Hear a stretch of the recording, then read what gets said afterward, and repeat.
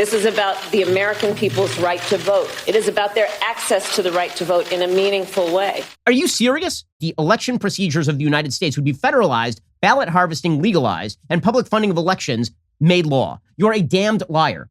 Meanwhile, it's also politically palatable to say that everything is racist, because when you call things racist, it means you get to condemn your political opponents, which brings us, of course, to the death of Senate Bill 1. This was the For the People Act. The Senate Bill 1 died an ignominious death yesterday when Republicans did not vote for the advancement of the bill in a procedural vote. They didn't kill the filibuster just to move along with this thing. It was a 50-50 split, by the way. It was a 50-50 split in the Senate, and you require 60 votes in order to advance the bill. According to Axios, Senate Republicans filibustered Democrats' signature voting rights bill on Tuesday, denying it the 60 votes needed to advance the bill and start debate. First of all, let me just point this out with the media. The media always call this a quote-unquote voting rights bill. It is not a voting rights bill. It is a federalized voting procedures bill. I mean, they just use propaganda terms straight from the Democratic playbook. And Democrats will say, well, this is a voting rights bill. And immediately, the media will start parroting that this is a voting rights bill. Right? If there is a bill that suggests that boys be allowed to compete with girls in girls' sports, they will call it a transgender rights bill. They won't call it a reclassification of sex in sport bill, which is far more informational. They always just take whatever is the Democratic euphemism for the thing, and then they just call it the thing. So if you were just a normal reader who doesn't follow this stuff very closely, you'd be like, oh my God, the Democrats were pushing a voting rights bill. And Republicans oppose that. They must hate voting rights. This is why the media are just garbage at their jobs. According to Axios, it's an expected but significant blow to Democrats' hopes of passing a sweeping federal elections overhaul to combat a wave of new voting restrictions in Republican-led states. Again, wave of new voting restrictions includes things like, we're not going to extend our early voting period for a month because it's voting day, not voting month. You should have voter ID, which is a widely popular measure across the United States. We're not going to allow ballot harvesting, which basically puts it in the hands of party activists to go door to door and pick up ballots from people, which creates not only the incentive for voter fraud, but also for packing the ballot box. The far-reaching bill was co-sponsored by every Democratic senator except for Senator Joe Manchin, who called it too partisan and introduced his own compromise bill, which was promptly rejected by Republicans. Manchin ultimately voted yes to move forward and allow debate on the bill, even though he opposes the original legislation, by the way. So this was H.R. 1. S1 is likely to go down to the same defeat, rather. H.R. 1 is far more far-reaching than S1. So S1 is the Manchin compromise bill. This is the sort of predicate to that bill. H.R. 1 is wild. H.R. 1 federalizes ballot harvesting. It requires public funding for campaigns, so your taxpayer money would now go to candidates that you don't support. It's a crappy piece of legislation. And Mitch McConnell explained why exactly he was opposing it. Later today, the Senate will vote on whether to advance Democrats' transparently partisan plan to tilt every election in America permanently in their favor. By now, the rotten inner workings of this power grab have been thoroughly exposed to the light. We know that it would shatter a decades-old understanding that campaign finance law should have a bipartisan referee and turn the Federal Election Commission into a partisan majority cudgel for Democrats to wield against their political opponents. I mean, the number of bad provisions in this bill, it's insane, right? What he's talking about is the FEC. The FEC normally has a 3 Republican, 3 Democrat bipartisan board. Okay, the Democrats wanted to remove one of the seats. They could have a majority on the FEC and then presumably beat the crap out of Republicans with it. It's just a bad piece of legislation. Naturally, Democrats are portraying the failure to advance this bill as some sort of defeat for democracy and also a giant victory for, you guessed it, racism. Alrighty, so the media response to the defeat of the For the People Act is, of course, predictably overwrought and insane. So Joe Biden put out a statement. Notice he didn't actually come out and say anything, but he will. He just calls everything Jim Crow. Now, that's a lie. Okay, it's just, let's put it where it belongs, in the lie category. Now, very often people say things and it's out of ignorance.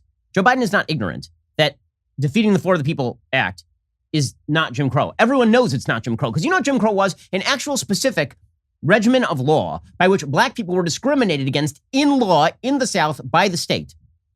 Is there anything remotely like that in defeating the For the People Act? All of that crap has been illegal since the mid-60s.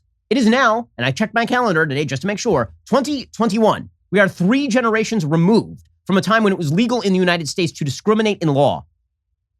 Okay, fully 60 years since this has happened, or almost 60 years, 57 years since the Civil Rights Act.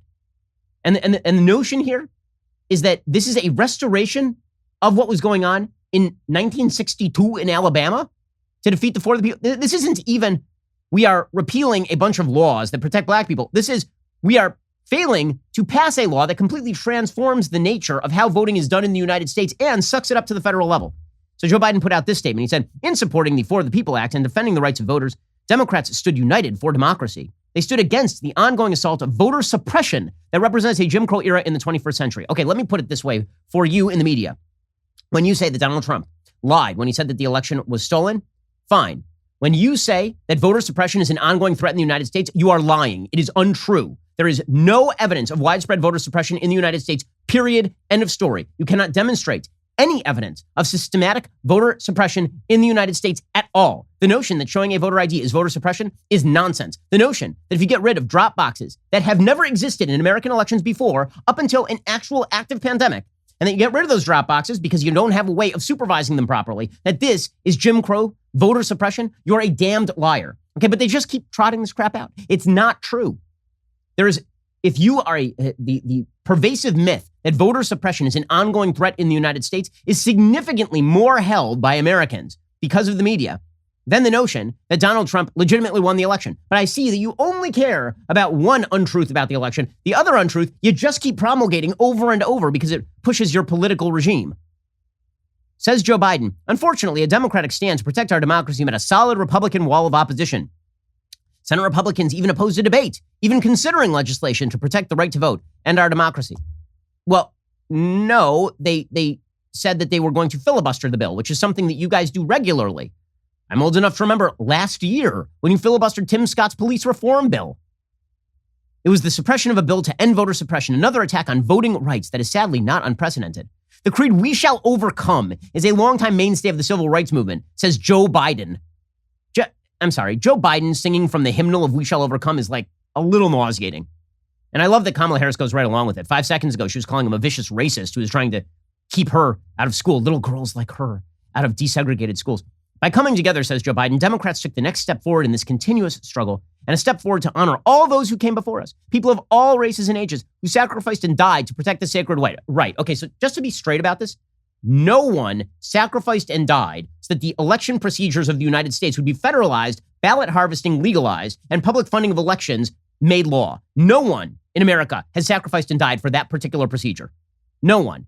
Amazing how the conventional wisdom shifted so fast on the left from America's democracy will survive and thrive under Barack Obama too. If we don't pass this bill right now, American democracy is dead and we're finished. Amazing. But says Joe Biden, the fight is far from over. Nope, it's over. Here is VP Harris declaring that the fight is not over. Spoiler alert, it's over. This is about the American people's right to vote, unfettered. It is about their access to the right to vote in a meaningful way. Because nobody is debating, I don't believe, whether all Americans have the right to vote. The issue here is there actual access to the voting process, or is that being impeded? And the bottom line is that the president and I are very clear. We support S1. We support the John Lewis Voting Rights Act. And the fight is not over. The fight is over. And are you serious?